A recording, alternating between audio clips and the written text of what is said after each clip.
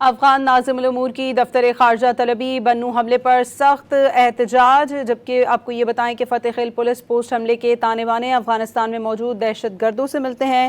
ترجمان دفتر خارجہ کا کہنا تھا کہ پاکستان اپنی قومی سلامتی اور شہریوں کے تحفظ پر کوئی سمجھوتہ نہیں کرے گا۔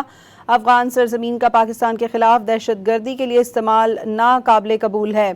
پاکستان نے افغان طالبان پر فتنہ الخوارج، فتنہ الہندوستان اور داعش عناصر کے خلاف کارروائی پر بھی زور دیا ہے۔ افغان ناظم الامور کی دفتر خارجہ طلبی بنو حملے پر سخت احتجاج کیا گیا ہے۔ بنو فتح خیل پولیس پوسٹ حملے کے تانے بانے افغانستان سے ملتے ہیں۔ ترجمان دفتر خارجہ کا کہنا تھا کہ پاکستان قومی سلامتی اور شہریوں کے تحفظ پر سمجھوتہ نہیں کرے گا۔ افغان سرزمین کا پاکستان کے خلاف دہشت گردی کے لیے استعمال ناقابل قبول ہے۔ پاکستان کا افغان طالبان پر فتنہ الخوارج، فتنہ الہندوستان اور داعش کے خلاف کارروائی کا مطالبہ۔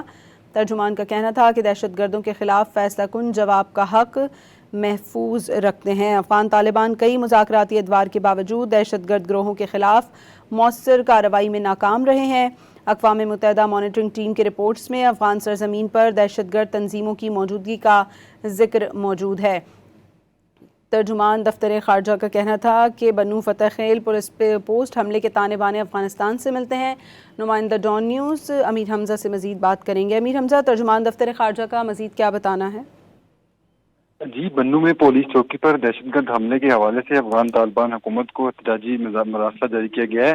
ترجمان دفتر خارجہ کا کہنا ہے کہ افغان ناظم الامور کو وزارت خارجہ طلب کیا گیا اور خیبر پختونخوا کے ضلع 9 مئی 2026 کو پولیس چوکی پر فتنہ الخوارج کے دہشت گردوں کی جانب سے کیے گئے جو بزدلانہ کوشش پر بم حملے تھے، اس پر سخت احتجاجی مراسلہ دیا گیا ہے۔ اس حملے میں 15 پولیس کانسٹیبل شہید ہوئے جبکہ ایک شہری سمیت 4 افراد زخمی بھی ہوئے۔